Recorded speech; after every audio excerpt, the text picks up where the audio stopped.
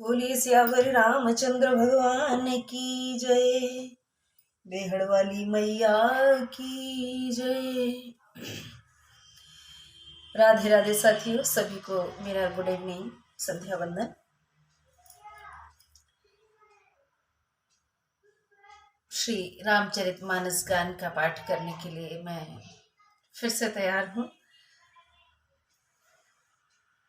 कल हमने श्री रामचरितमानस का इंट्रोडक्शन पूरा कर लिया था। आज से इसका प्रथम कांड यानी बाल कांड की शुरुआत हम कर रहे हैं। ज्ञान मोहनी टीका सहित ये पुस्तक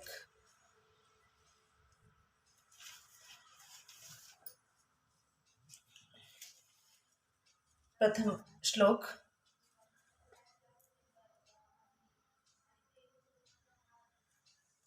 वर्णानामर्थ संघानां रसानां छन्दसामपि मंगलानां च कर्तारो वंदे वाणी विनायको।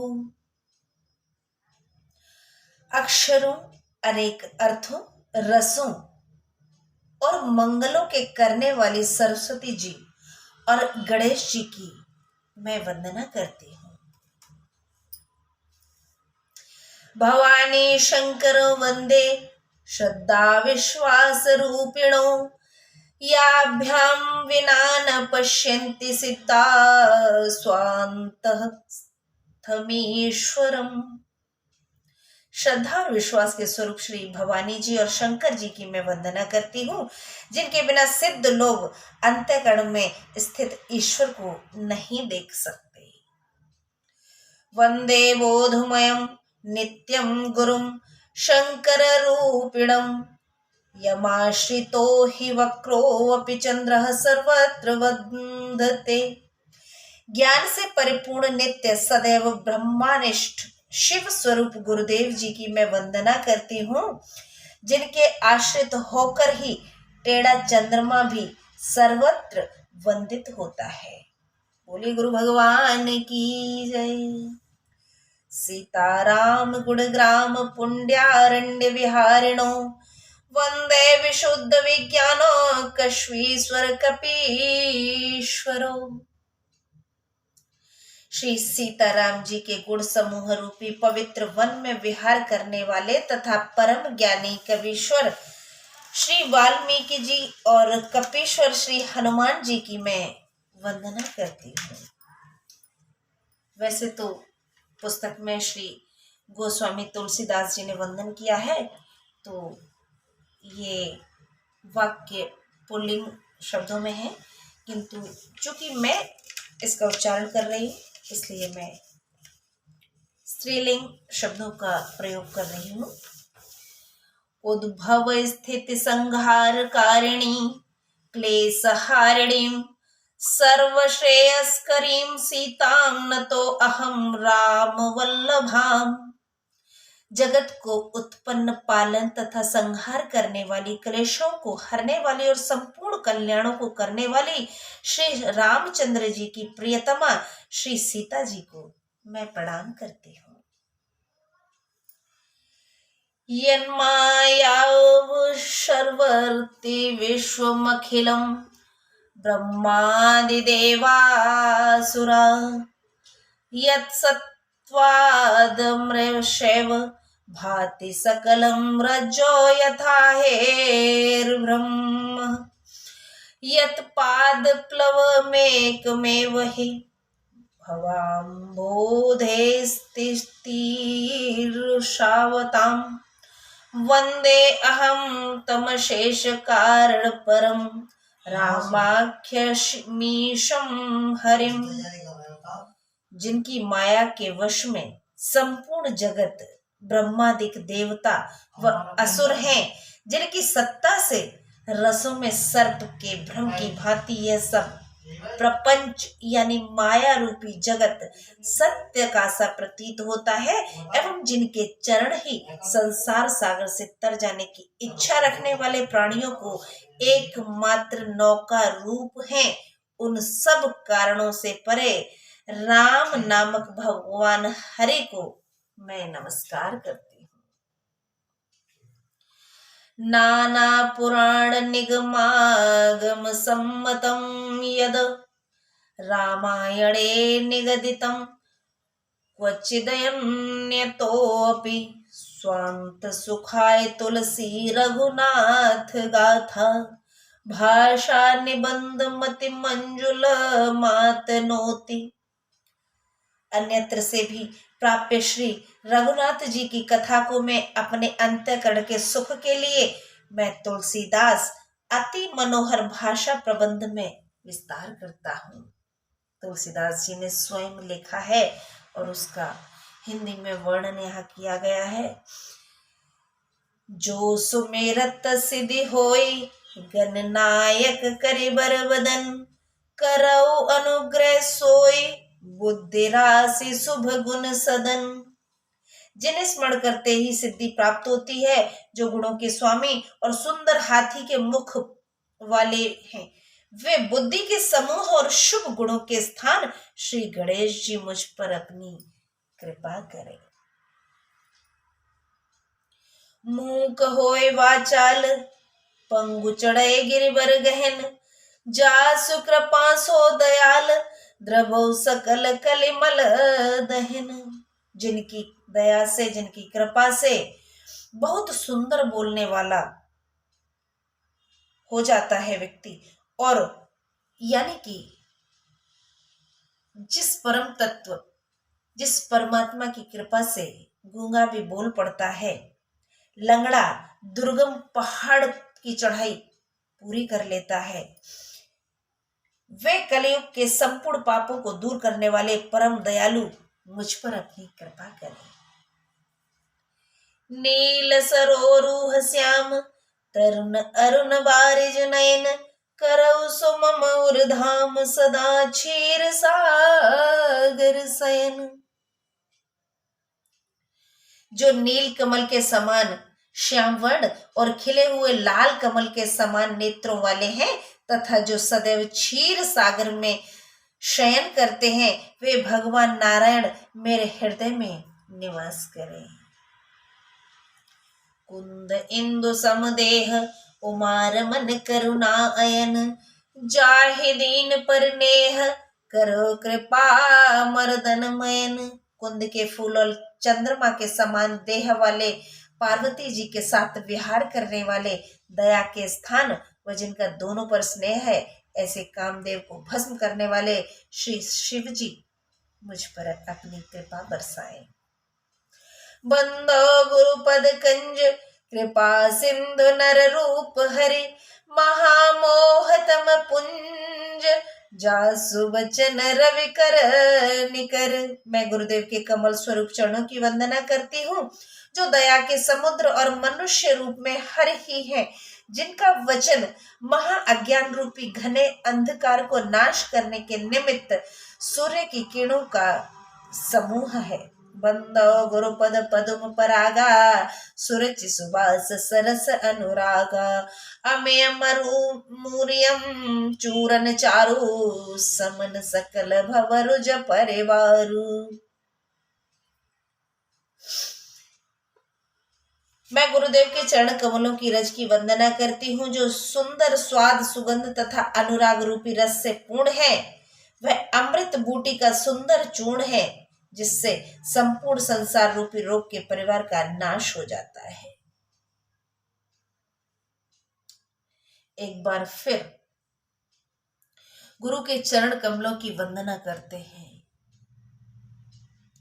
वंदो गुरुपद पदुम परागा सुरुचि सुवास सरस अनुरागा अमेय मूरिमय चूरन चारु समन सकल भवरुज परिवारु।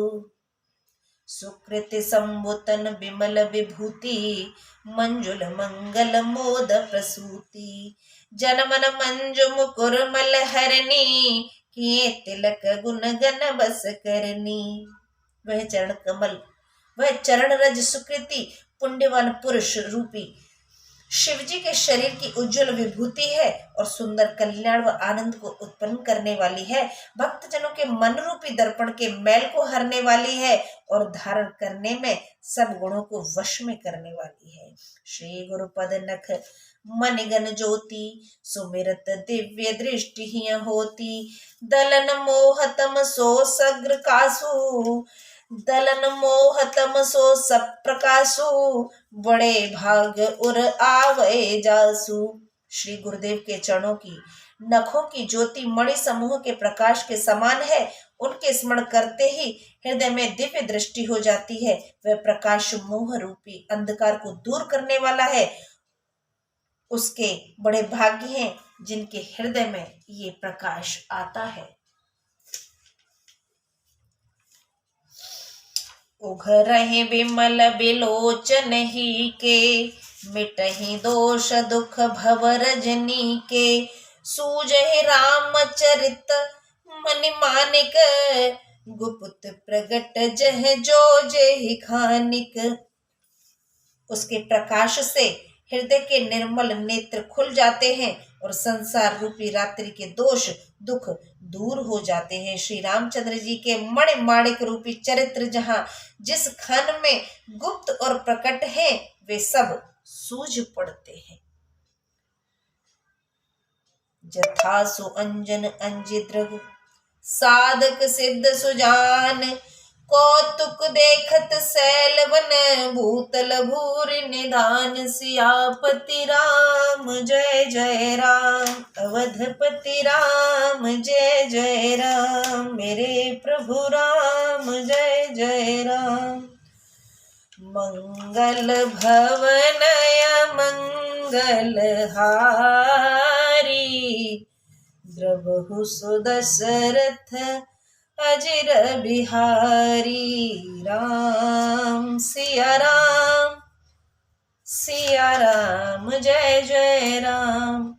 जैसे मंत्र सिद्ध अंजन को आंखों में लगाकर सुजान साधक और सिद्ध जन पर्वत वन एवं पृथ्वी में नाना प्रकार के कौतुक देखते हैं कि गुरुपद रज मृदु मंजुल अंजन।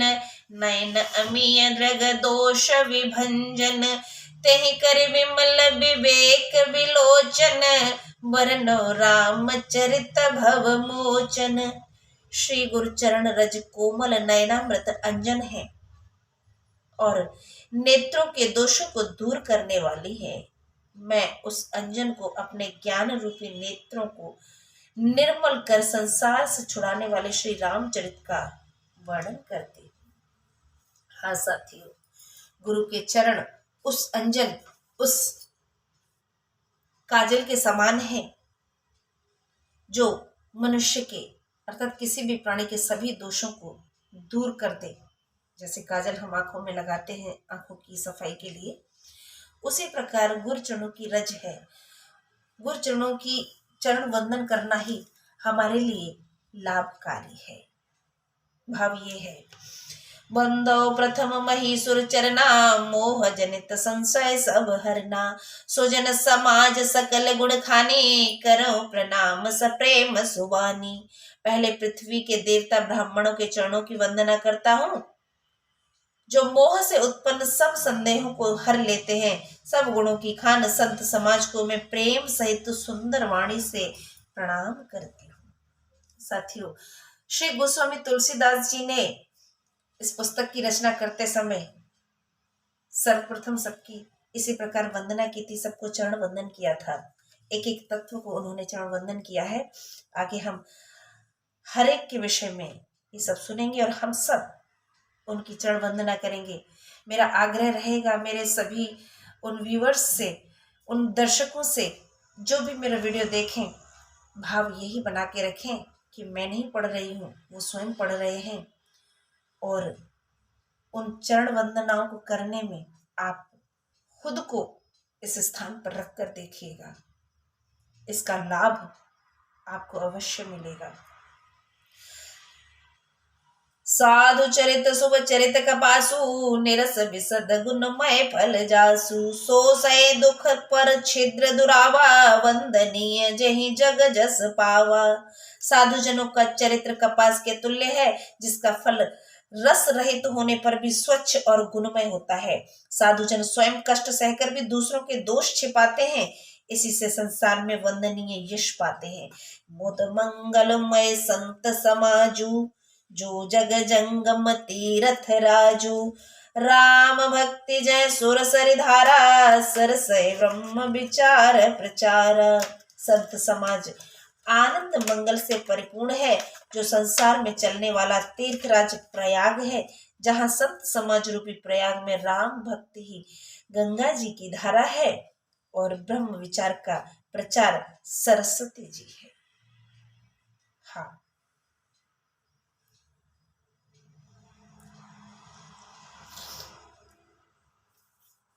प्रयाग को तीर्थों का राजा जैसे कहा जाता है कि तीर्थराज प्रयाग, यह संत समाज को तीर्थराज की संज्ञा दी गई है। जहां संत समाज रूपी प्रयाग में राम भक्ति, यानी जिस संत समाज में राम की भक्ति है वही गंगा जी की धारा मानी गई है। यानी प्रभु की भक्ति, मेरे श्री राम जी की भक्ति को गंगा के समान, मां गंगा के समान पवित्र माना गया है। और ब्रह्म विचार का प्रचार सरस्वती जी का भाव माना गया है, ये भाव रखकर देखा गया है।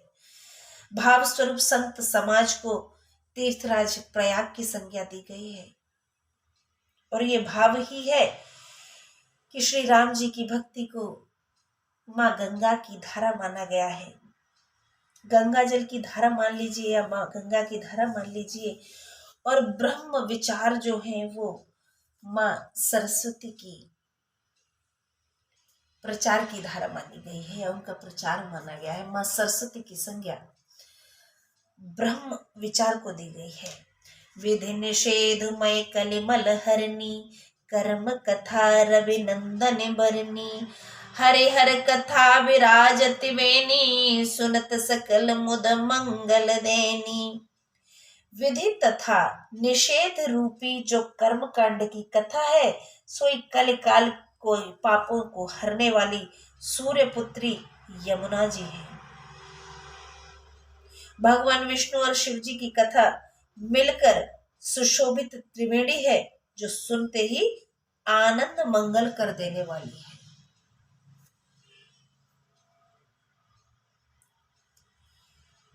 श्री रामचरितमानस में जो कथा है वो निषेध रूपी कर्मकांड की कथा है। कलिकाल अर्थात कलयुग में पापों को हरने वाली सूर्यपुत्री मां यमुना मैया है। भगवान विष्णु और शिव जी की कथा मिलकर सुशोभित त्रिवेणी है। भगवान विष्णु जी और भगवान शिव की कथा का मिलन त्रिवेणी के मिलन के समान है, जो सुनते ही आनंद मंगल कर देने वाली रहती है। आप परम तत्व की कोई भी कथा सुनिए, ईश्वर के विषय में कभी भी चर्चाएं हो तो अवश्य सुनिएगा। ये किसी भी तीर्थ से कम नहीं है, तीर्थ सरीखी ही होती है। बटो विश्वास अचल निज धर्मा तीर्थ राज समाज सुकर्मा। सब ही सुलभ सब दिन सब देसा सेवत सादर समन कलेसा। धर्म में अचल विश्वास अक्षय वट है और सुकर्म ही तीर्थराज के निवास है। वह संत समाज रूपी प्रयाग सबको सब दिन सब देशों में सुलभ और आदर पूर्वक सेवन करने से क्लेशों को नष्ट कर देने वाला है। अकथ अलौकिक तीर्थ राऊ दे सत्य फल प्रगट प्रभाऊ। वह तीर्थराज अकथनीय और अलौकिक है, यह तुरंत फल देता है और इसका प्रभाव जगत में प्रत्यक्ष है। सुन समुझय जन मुदित मन मंजय अति अनुराग। लहै चारे फल अक्षत तनु, साधु समाज प्रयाग। जो लोग इसे प्रसन्न चित्त से बड़ी प्रीति से इसके उपदेश सुनकर मनन करते हैं और उनमें मग्न हो जाते हैं, वे इस शरीर के रहते हुए भी चारों फलों को पा जाते हैं। ये 4 प्रकार के फल कौन से हैं, आगे अवश्य ही हम जानेंगे। मंजन फल पेखिय तत्काला, काक होए पिक बकौ मराला। सुन आचरज करे जन कोई, सतसंगत महिमा नहीं गोई। इस तीर्थराज में स्नान का फल तुरंत देखने में आता है। हाँ, ये तीर्थराज अर्थात श्री रामचरितमानस, इसका फल कलयुग में तुरंत मिलने वाला रहता है, ऐसा इस पुस्तक में वर्णित है। जैसे कि कौवा कोयल और बगुला हंस हो जाता है, जिस प्रकार कौवा कोयल, ध्यान दीजिए, कोई कौवा कोयल हो जाए, क्या ऐसा पॉसिबल है? नहीं ना। कोई बगुला हंस हो जाए, क्या ये संभव है? नहीं ना। यह सुनकर कोई अचरज ना करे, क्योंकि सत्संगति की महिमा छिपी भी नहीं है कहीं भी। जैसा कि हमने अभी कहा और ये पुस्तक भी कहती है कि कोए का कोयल हो जाना और बगुला का हंस बन जाना, ये अगर संभव है तो श्री रामचरितमानस के अध्ययन से मन वचन कर्म के साथ ईश्वर का ध्यान करते हुए सच्चे मन से यदि हम इसका वाचन अध्ययन करें, इसे आत्मसात कर लें, तो अवश्य ही ये संभव है। क्योंकि श्री रामचरितमानस के इंट्रोडक्शन में कल हमने द्राविड़ और काशी नरेश के बच्चों की कथाएं सुनी, उनकी कथाएं सुनी, जहां द्राविड़ के राजा को पुत्री हुई थी, किंतु श्री गोस्वामी तुलसीदास जी ने 9 दिन तक इसका अध्ययन किया, पुत्री को सामने बिठा करके रखा और उसके सिर पर हाथ फेरते ही वो पुत्र में परिवर्तित हो गई, पुत्र स्वरूप में बदल गई। तो इससे संभव है कि कौवा कोयल बन सकता है और बगुला हंस बन सकता है। और यदि ऐसा है तो हम पापी भव से क्यों नहीं तर सकते, हमारे पाप क्यों नहीं नष्ट हो सकते? अवश्य हो सकते हैं। लेकिन हम यहाँ एक बात अवश्य जोड़ना चाहेंगे, यदि भक्ति भाव हमारे पापों को नष्ट करता है, हम अपने पापों से तर सकते हैं, तो इसका मतलब ये कदापि नहीं है कि हम पाप पर पाप करते चले जाएं। ऐसा बिल्कुल नहीं है। ऐसा नहीं करना है कि एक तरफ हम गलत काम करते चलें और दूसरी ओर गलत काम से कमाया हुआ धन पुण्य के नाम पर लगाते चलें। इससे तो हम और लुटिया डुबो देंगे 4 लोगों की, क्योंकि वो व्यर्थ का धन, जो पाप का धन होगा, वो जिसके निमित्त खर्च होगा, वो लोग भी उस पाप में पड़ जाएंगे। तो ऐसा कदापि ना करें, धर्म से धन कमाएं।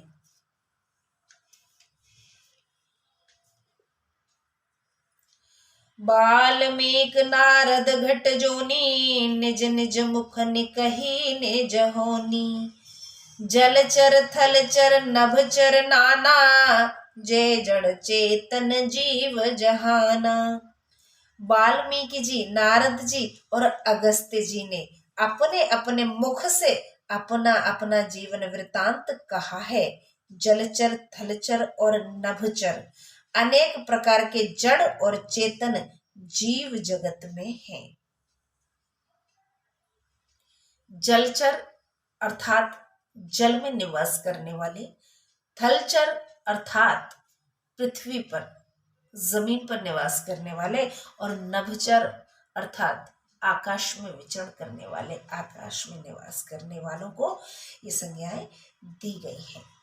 मत की रति गति भूति भलाई, जब जेहि जतन जहाँ जेहि पाई। सो जानव सतसंग प्रभाऊ, लोकहु वेद न आनयो पाऊ। बुद्धि, यश, मोक्ष, ऐश्वर्य, भलाई जब जिस उपाय से जहां जिसने पाई है, सो सब सत्संगत का प्रभाव जानी गई है। लोक और वेद में भी इससे बढ़कर दूसरा कोई उपाय नहीं है मेरे प्यारे साथियों। बिनु सत्संग विवेक न होई, राम कृपा बिनु सुलभ न सोई। सत्संगति मुद मंगल मूला, सोए फल सिद्धि सब साधन फूला। इसका अर्थ है बिना सत्संग के ज्ञान नहीं होता, और वह सत्संग श्री राम जी की कृपा के बिना मिलना सहज नहीं है मेरे भगवत प्रेमियों। सत्संगति आनंद मंगल की जड़ है, सिद्धि उसका फल है, और सब साधन तो उसके फूल हैं। ये देखिए, सत्संगति अर्थात सच्चाई का साथ, वो साथ आप अपने आप से बना सकते हैं। जरूरी नहीं है कि आप समाज में या संसार भर में सच्चे लोगों को ढूंढते फिरें, उनकी दुहाई देते फिरें कि कहाँ मिलेंगे कहाँ मिलेंगे। अरे हम खुद सच्चे बन जाएं, हम खुद सच्चे बन जाएं। और जब एक एक व्यक्ति अपने आप में ये प्रण करेगा, तो सत्संगति चारों तरफ देखने को मिल पाएगी। तो अपने आप से शुरुआत कीजिए, प्रण कीजिए सत्संगति अपनाने का, खुद सच्चे बनने का प्रयास कीजिए, वही सत्संगति है। और सत्संगति ही आनंद मंगल की जड़ है, अर्थात खुशियों की नींव कहां से पड़ती है? सत्संगति से। खुद सच्चे बनिए, सद्विचार मन में लाइए, वही सत्संगति है, वहीं से खुशियों की शुरुआत होती है।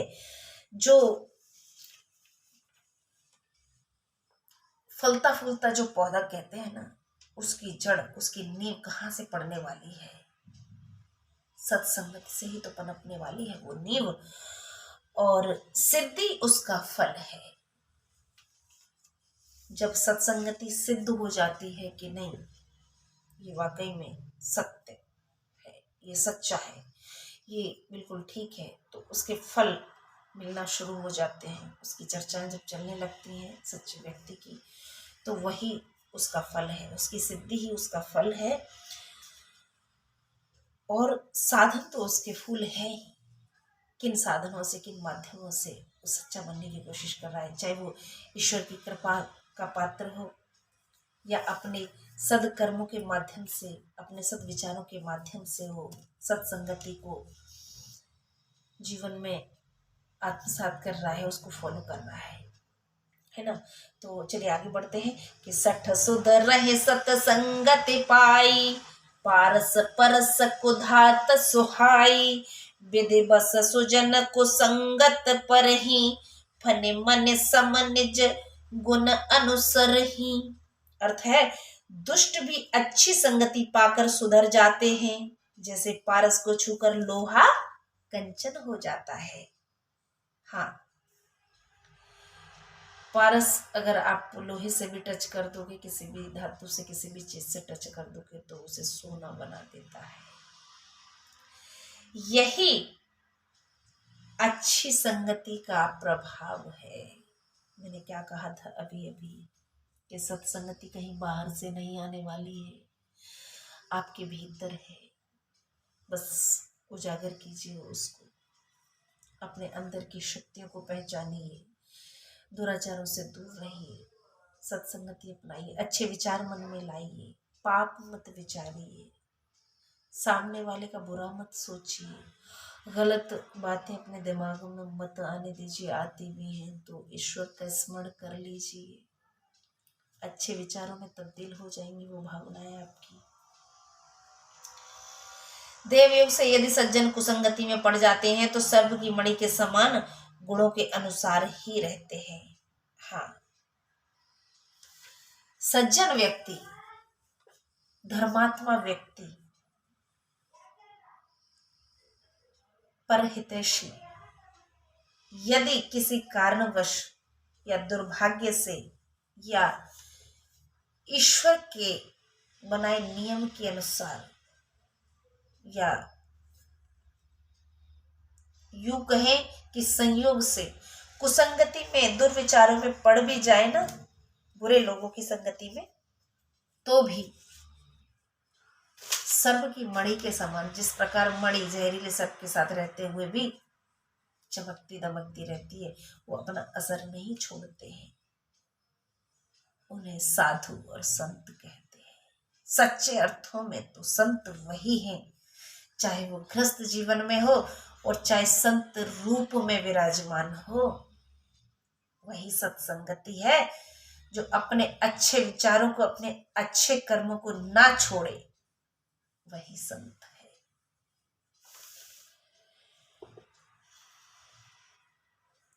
वेदे हरे हर कवि को विद्वानी, कहत साधु महिमा सकुचानी। सोमोसन कही जातन कैसे, साक बनिक मनि गुण गन जैसे। ब्रह्मा विष्णु महेश कवि और पंडितों की वाणी भी साधु महिमा का वर्णन करते सकुचाती नहीं। वह मुझसे वैसे ही नहीं कही जाती जैसे कि कुंजड़ा मणियों के गुणों को नहीं कह सकता। बंदो संत समान चित, हित अनहित नहीं कोय। अंजलिगत शुभ सुमन जिमे, सब सुगंध कर दो। सियापति राम जय जय राम, मेरे प्रभु राम जय जय राम। अवधपति राम जय जय राम। उन समदर्शी संतों की मैं वंदना करती हूँ जिनके मित्र और शत्रु कोई नहीं है। हाय हाय हाय, देखो कितना सुंदर वर्णन है उन संतों के जिनके ना तो कोई मित्र है और ना ही कोई शत्रु, अर्थात संसार के आवागमन से उन्हें कोई मतलब नहीं है। प्रभु की भक्ति में रत है वो। ऐसे संतों की, ऐसे समदर्शी संतों की हम वंदना करते हैं। जैसे अंजलि में लिए गए फूल दोनों हाथों में बराबर सुगंधित करते हैं, दोनों हाथों को बराबर सुगंधित करते हैं या दोनों हाथों में बराबर सुगंध छोड़ते हैं, वैसे ही संत शत्रु और मित्र दोनों का समान रूप से कल्याण करते हैं। किसी महान संत के पास यदि कोई सीधा साधा सच्चा या कोई महापुरुष जाए, उनका चरण वंदन करे, तो जो आशीर्वाद वो उस महापुरुष को देंगे और उसके पश्चात या उससे पहले कोई दुराचारी, कोई पापी यदि किसी संत की शरण में आते हैं या आता है, तो वे महात्मा स्वरूप संत उस पापी को भी वही आशीर्वाद देंगे, वही ज्ञान देंगे जो उस महापुरुष को दिया है। ऐसे महान संतों को हम सब प्रणाम करते हैं। श्री तुलसीदास जी ही नहीं, हम सब भी ऐसे उन संतों का चरण वंदन करते हैं। संत सरल चित जगत हित, जाने स्वभाव स्नेहो। बाल विनय सुनि करि कृपा, राम चरण रति देव। सियापति राम जय जय राम, अवधपति राम जय जय राम। संत सरल चित्त और जगत हितकारी हैं। उनके ऐसे स्वभाव और स्नेह को ज्ञान कर मैं प्रार्थना करता हूँ कि मुझ पर बालक की विनती सुन कृपा करके श्री राम जी के चरणों में प्रीति दें। मेरे प्रभु, मैं तो बालक हूँ ही, लेकिन मैं तो कहूंगी कि मुझे तो नवजात शिशु की तरह एकदम अबूझ समझे प्रभु। मुझसे जो भी पाप बने हैं, जो भी गलत काम हो गए हों, मुझसे ही नहीं संसार भर के उन सभी जीवों से, तो मैं तो कहूंगी प्रभु हरे कृपा उन सब पर हो, उनके विचार शुद्ध हो, परहितैषी बने और ईश्वर के चरणों में वो रत हो, ध्यान मग्न हो। ऐसी मैं वंदना करती हूँ प्रभु से। बहुरे बंदे खलगन सत्य भाए, जे बिनु काज दाहिने हो बाहे। परहित हानि लाभ जिन केरे, उजरे हर्ष विषाद बसेरे। अब मैं सच्चे भाव से दुष्ट जनों की वंदना करता हूँ, ऐसा स्वयं गोस्वामी तुलसीदास जी लिख रहे हैं, जो बिना प्रयोजन ही अपने हितैषियों के शत्रु बन जाते हैं। दूसरे के हित की हानि ही जिनके लिए लाभ, और किसी के उजड़ने से उनको प्रसन्नता व बसने में दुख होता है। गोस्वामी तुलसीदास जी की महानता देखिए मेरे भगवत प्रेमियों। उन दुष्टों की भी उन्होंने इस पुस्तक में वंदना कर डाली है। मैंने बताया था ना शुरुआत में कि वो हर एक तत्व की वंदना करेंगे।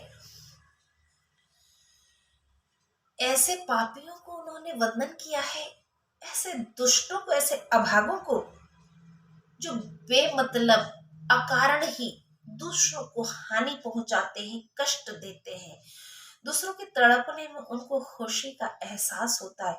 ऐसे पापी और अभागों की भी इस पुस्तक में वंदना की गई है। सोचिए, कोई भी तत्व इस पुस्तक से छूटा नहीं है। समझ लीजिए कि संपूर्ण प्रकृति, संपूर्ण रचना ब्रह्मांड की इस पुस्तक में समाहित है। वाल्मीकि जी ने त्रेता युग में 100 रामायणें पढ़ी, करोड़ों पढ़ी, और उसका सार गोस्वामी जी ने इस पुस्तक में समाहित किया है। बड़ी पवित्र पाक पुस्तक है। कोशिश कीजिएगा आप लोग अपने घर के मंदिर में से सजाने संवरने की। हरि कृपा आप सब पर अवश्य होगी, कोशिश करके देख लीजिएगा। कहत सुनत पर अघन अघाही, जे पृथु शेष सरिष जग माही। हरे हर जस राकेश राहु से, पर अकाज भट्ट सहस बाहु से। जो दूसरों के पापों को कहते सुनते नहीं अगाते, वे मानो पृथु और शेष जी के तुल्य जगत में आकर प्रकट हुए हैं। श्री विष्णु जी और शिव जी के यश रूपी चंद्रमा को राहु के समान, और दूसरे के काम बिगाड़ने को सहस्त्रबाहु के समान योद्धा बन जाते हैं। जे पर दोष लखई सहसाखी, पर हित घृत जिनके मन माखी। तेज कृशान रोष महिषेषा, अघ अवगुण धन धनी धनेशा। उदय केतु समहित सबही के, कुंभकर्ण सम सोवतनी के। पर अकाज लगे तनु परिहरहि, जिम हिम उपल कृषि दल गरहि। मित्रों,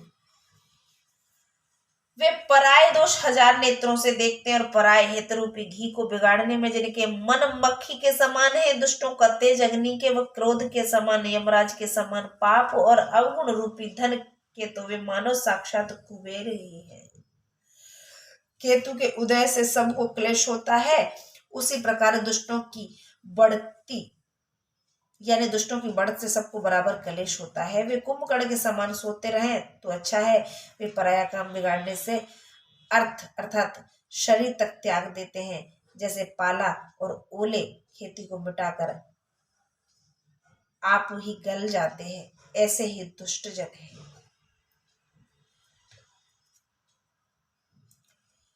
पाला और ओले दो चीजों को यहाँ बताया गया है। पाला आप समझते होंगे, फसल को नष्ट कर देता है पाला। यहाँ ऐसा वर्णन भी किया गया है। पाला जब पड़ता है सर्दियों के समय में, तो खासकर सरसों की खेती को, जितना मैं समझती हूँ, खेती के विषय में ज्यादा नॉलेज नहीं है मुझे, मैंने सरसों की खेती अवश्य देखी है अपने खेतों में। तो पाला जब पड़ता है और फसल में फली दे रही हो सरसों की फसल, तो बहुत ज्यादा नुकसानदायक होता है। वो फसल को नष्ट कर देता है। एक ओले, ओले जब पड़ जाए तो फसल चौपट कर देते हैं, किसी भी प्रकार की फसल, और खुद भी गल जाते हैं। ऐसा नहीं है कि खुद बने रहे दोनों में से एक भी। तो ये इनकी जो तुलना है वो दुष्ट जनों से की गई है कि खुद तो मरते ही है और दूसरों भी को भी ले डूबते हैं। तो इसलिए दुष्टों से दूरी बना के रखें। भाव ये है, दुष्टों से, पापियों से, कुकर्मियों से दूर रहें, अवॉइड करें ऐसे लोगों को, ऐसे विचारों को अवॉइड करें। ऐसे भाव, ऐसे विचार मन में आने ना दें। जरूरी नहीं है आप किसी व्यक्ति के पास जाएंगे तभी कुसंग का ज्वर आपको पकड़ेगा, नहीं। गलत विचार अपने अंदर मत आने दीजिए। ये विचार ही तो है जो व्यक्ति को गलत बना देते हैं, वरना अपने आप में तो कोई बुरा नहीं होता ना, क्योंकि उन सब की रचना तो ईश्वर ने स्वयं करी है। हर व्यक्ति को भगवान ने बनाया है, अच्छे बुरे को। 9 माह तक शिशु गर्भ में रहता है, अबोध होता है, उसे कोई ज्ञान नहीं होता है। इस संसार में आकर ही वो दुष्ट और अच्छा बनता है। कुछ संस्कार बनाते हैं, कुछ सराउंडिंग की वजह से बनता है, विचार वैसे ही पनपने लगते हैं। तो अपने अपने बच्चों को संस्कारवान बनाएं, अच्छे विचार उनके मन में आए तो खुद भी अच्छे बनिए, माहौल भी अच्छा बना के रखिए। जनरेशन खुद ब खुद महकते बगीचे की तरह अच्छे फूल उत्पन्न करेगी, अच्छे कर्म करेगी। बहुरे शक्र सम बिनबहु तेहि, संतत सुरा नीक हित जेहि। बचन वज्र जय सदा प्यारा, सहस नयन पर दोष निहारा।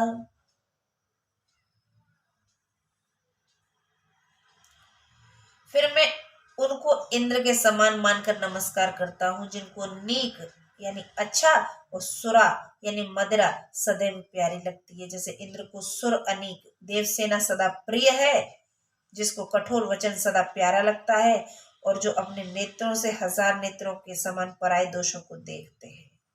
उदासीन अरिमीत हित, सुनत जरई खल रीति। जान पान जुग जोर जन, बिनती करे प्रतीत। सियापति राम जय जय राम, मेरे प्रभु राम जय जय राम। अवधपति राम जय जय राम। बंदौ खल जस शेष सरोसा, सहस बदन बर नय पर दोषा। पुनि प्रवनौ पृथ्वीराज समाना, परयग सुनय सहस दस काना।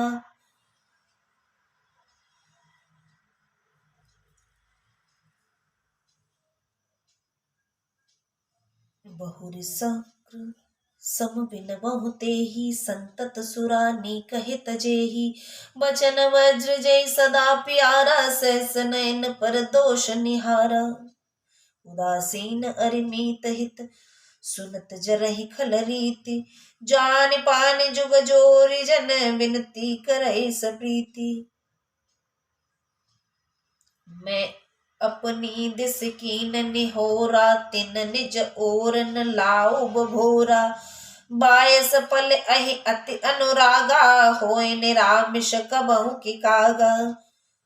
मैंने तो अपनी ओर से विनती कर ली है, परंतु वे अपनी ओर से निष्कपट भाव से नहीं लावेंगे। खीर खिलाकर बड़े प्रेम के साथ पालो तो भी कौआ क्या कभी बिना मांस खाने वाला हो सकता है क्या। गोस्वामी जी यहाँ कह रहे हैं कि मैं भले ही दुष्ट जनों की वंदना कर लूं, किंतु जिस प्रकार कौए को खीर खिलाने भर से वो शुद्ध शाकाहारी नहीं हो जाता, तो ऐसे पापियों की वंदना कर लेने से कौन से वो अच्छे या महान कार्य करने वाले बन जाएंगे, नहीं बनने वाले। बंदो संत असज्जन चरना, दुख प्रद उभय बीच कछु बरना।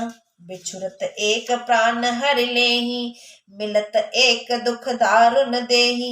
मैं संत और संत दोनों के चरणों की वंदना करता हूँ। सुखदाता दोनों ही हैं, परंतु दोनों के बीच में कुछ भेद वर्णन किया गया है। एक संत जो अपने गुणों से बिछुड़ते समय मानो प्राण हर लेते हैं, और एक असंत अपने अवगुणों से मिलते ही दारुण यानी दुख देते हैं। दोनों ही संत और असंत दोनों के ही चरण वंदन का वर्णन इस पुस्तक में दिया गया है। संत यदि अपने विचारों से, अच्छे विचारों से दूर होते नजर आते हैं, या फिर वो उस पथ पर नहीं चल पाते, अच्छे पथ पर या सद्मार्ग की ओर नहीं जा सकते हैं, किसी कारणवश या किसी भी विडंबना के कारण कुमार्ग की ओर अगर मजबूरन मैं कहूंगी उनका जाना हो, या सत्संगति वो फॉलो कर पाने में सक्षम ना हो, तो वो अपने प्राण त्याग देते हैं। और दूसरी ओर दुष्ट जब अवगुणों से, बुराइयों से भर जाता है, तो वो दूसरों को कष्ट अवश्य देगा, मानेगा नहीं, उसकी बुराई फिर और ज्यादा बढ़ेगी। तो ये भेद है संत और असंत में। एक बात हम यहाँ जोड़ना चाहेंगे, जिस प्रकार गोस्वामी जी ने इसे पहले दोहे में कहा था कि मैंने तो दोनों की वंदना कर ली है, किंतु कोई को खीर खिलाने से वो शाकाहारी नहीं हो जाता, वो तो मांस खाएगा। इसका अर्थ ये बिल्कुल भी नहीं है कि आप सद्मार्ग को अपनाए नहीं, अच्छे आचरण को अपनाए नहीं, या फिर पापियों को सिर्फ एक ही नजर से देखते रहे। नहीं, ऐसा बिल्कुल नहीं है। वो गलत काम उनका कर्म है, लेकिन अपना नजरिया अच्छा बनाए रखना हमारा कर्म है। गृहस्थ जीवन में ये बात विशेष रूप से लागू होती है। मैं 2 शब्द इस पर कहना चाहूंगी, क्योंकि आज के समय में नवदंपतियों को ही नहीं, उनके परिजनों को भी ये समझने की आवश्यकता है। ये किसी एक परिवार पर लागू नहीं होती है बात, ये आज के समय में हर परिवार पर लागू होती है। जिस प्रकार गोस्वामी जी ने श्री रामचरितमानस में संत और असंत यानी अच्छे और बुरे दोनों की प्रार्थना की है, दोनों का चरण वंदन किया है, दोनों को नमन किया है, उसी प्रकार गृहस्थ जीवन में भी हम सभी को, महिला और पुरुष, स्त्री पुरुष दोनों पर यह बात लागू होती है कि वे अच्छाइयों को छोड़े नहीं। बुराइयां आई हैं, आती रहेंगी, लेकिन बुराई पर अच्छाई की जीत भी इस पुस्तक का प्रमाण है कि कितने वर्ष, 5000 तो द्वापर को हुए हैं, 5000 से ज्यादा भी वर्षें हो गई द्वापर युग की समाप्ति को, उसके बाद कलयुग की शुरुआत हुई।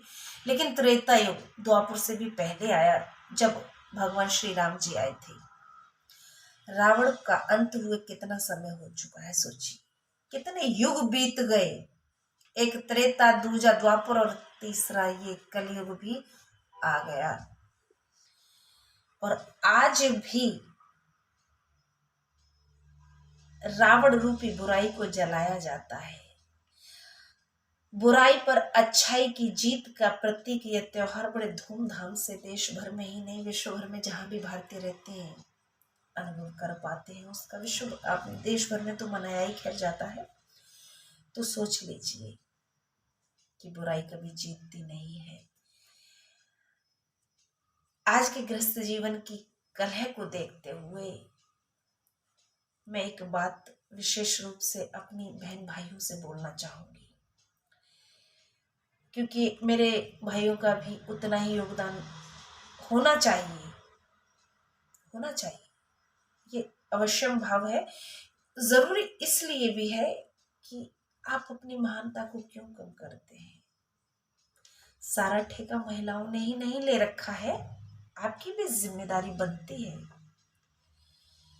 होनी भी चाहिए, क्योंकि पति पत्नी बराबर के भागीदार हैं, एक सिक्के के दो पहलू हैं। एक गाड़ी के दो पहिए हैं, साइकिल के पहिए मान लीजिए, या किसी भी वाहन के, रेल की पटरी की दो लाइनें मान लीजिए। रेल तभी चलेगी जब दोनों पटरियां सुरक्षित होंगी। तो आप दोनों पति पत्नी बराबर संभाल के चलिए।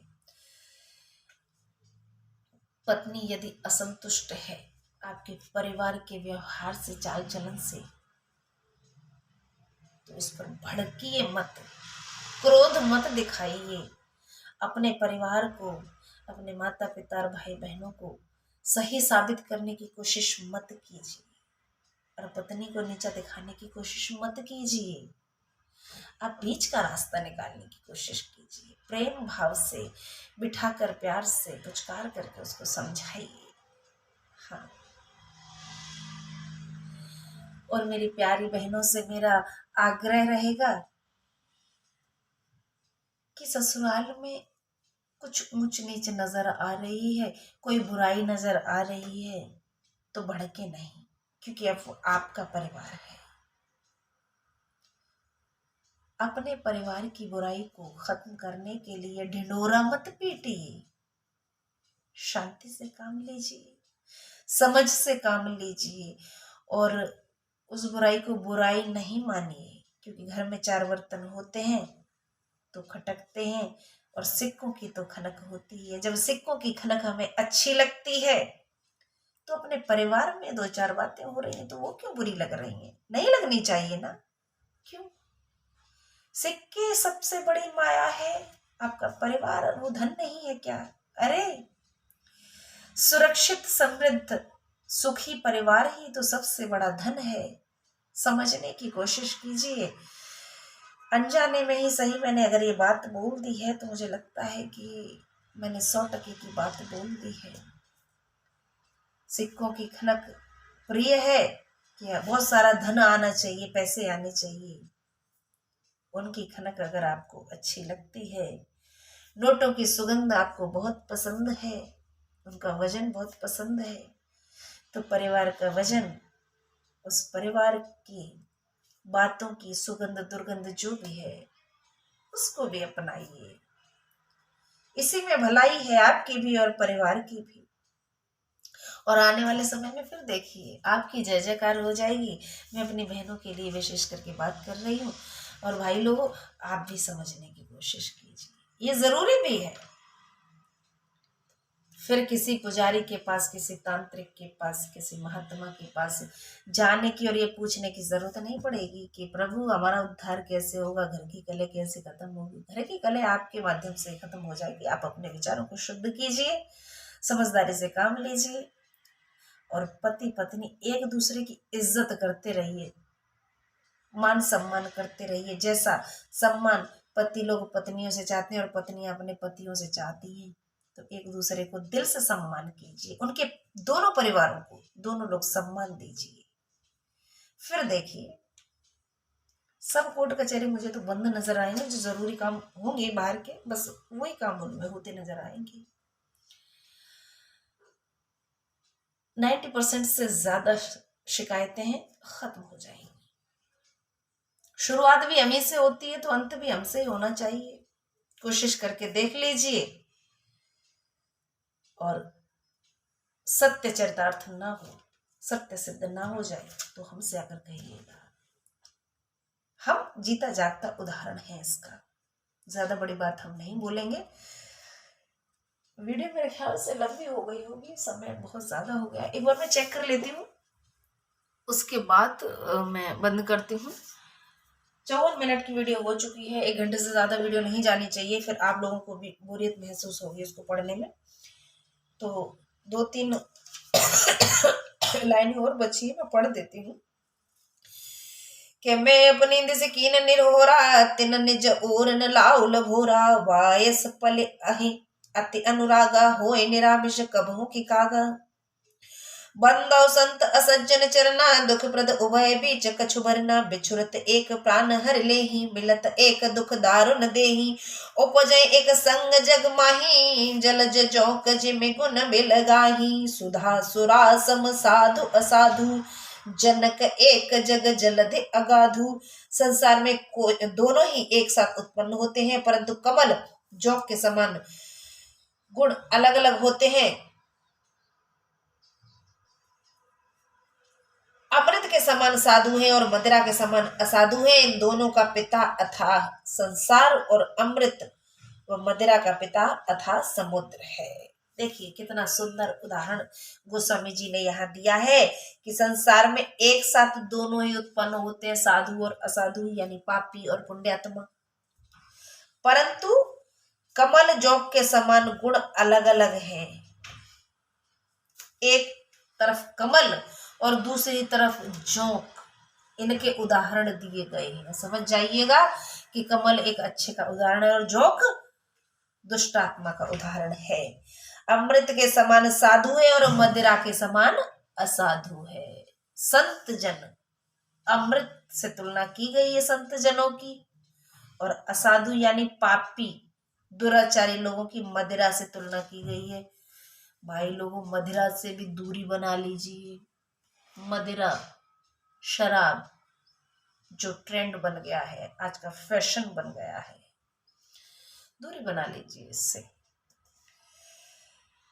इन दोनों का ही पिता अथाह संसार और अमृत व मदिरा का पिता अथाह समुद्र है। अब देख लीजिए, उसी अथाह समुद्र में से, जिसकी कोई था नहीं है, जिसकी कोई पहचान नहीं है, कोई उसका छोर नहीं है, कोई और छोर नहीं है समुद्र का, उसी में से अमृत निकला है और उसी समुद्र में से मदिरा भी निकली है, जिसका पान राक्षसों ने किया, और जो अमृत निकला था उसका रसपान देवताओं ने किया। एक चालाक राक्षस अपनी चालाकी से अमृत पान कर भी लिया, प्रभु ने पहचान लिया, सुदर्शन चक्र से उसके धड़ से उसके सिर को अलग कर दिया, जो कि राहु और केतु बने। आगे उसकी भी चर्चा करेंगे, इसमें वर्णन आएगा तो, नहीं होगा तो अलग से वीडियो बनाई जाएगी, अगर आपकी डिमांड रहेगी तो।